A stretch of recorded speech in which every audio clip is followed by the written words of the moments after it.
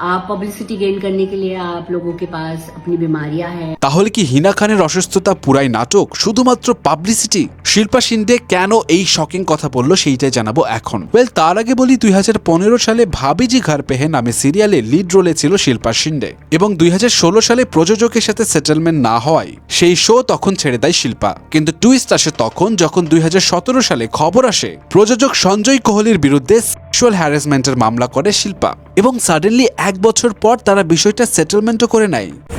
Strawberry super dotted ও classic variant sensation জাগুক শিহরণ।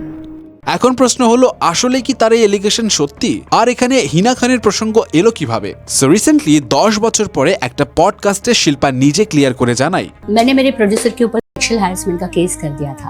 आज इसके थ्रू बोल रही हूँ वो झूठ था। ये मैं आज फर्स्ट टाइम कन्फेस कर रही हूँ। মানে ওই ঘটনাটা ছিল পুরোটাই মিথ্যা। ঠিকমতো পেমেন্ট না পাওয়ায় সে এই এলিগেশন আনে এবং যখন টাকা পয়সার ঝামেলা মিটে যায় তখন সবকিছু সেটেলমেন্ট করে নেয়। এখন এই খবর সামনে আসার পর তো সোশ্যাল মিডিয়ায় তুমুল ঝড় ওঠে, কারণ শিল্পার পরে শিবাঙ্গী টানা 9 বছর সেই একই সিরিয়াল করে, বাট তাকে নিয়ে কখনোই পেমেন্টের ইস্যু হয়নি। এন্ড অফকোর্স এই ফেক এলিগেশনের কারণে সেই প্রডিউসার এন্ড তার ফ্যামিলি ডেফিনেটলি একটা ট্রমা ও ডিফিকাল্ট সময় ফেস করেছে, যেটা তাদের জন্য একটা ইনজাস্টিস। আর এখন যখন শিল্পা নির্দ্বিধায় জানায় এইসব ফেক, তখন এই বিষয় নিয়ে অ্যাক্ট্রেস হিনা খান একটা স্টেটমেন্ট দেয় যে এইসব ফেক এলিগেশনের জন্য রিয়েল ভিকটিমরা সঠিক বিচার পায় না, হুইচ ইজ ট্রু। ব্যাস, এরপর শিল্পা শিন্ডে একটা ভিডিওতে দাবি করে হিনা খান তার পাবলিসিটির জন্য এই অসুস্থতার নাটক করছে।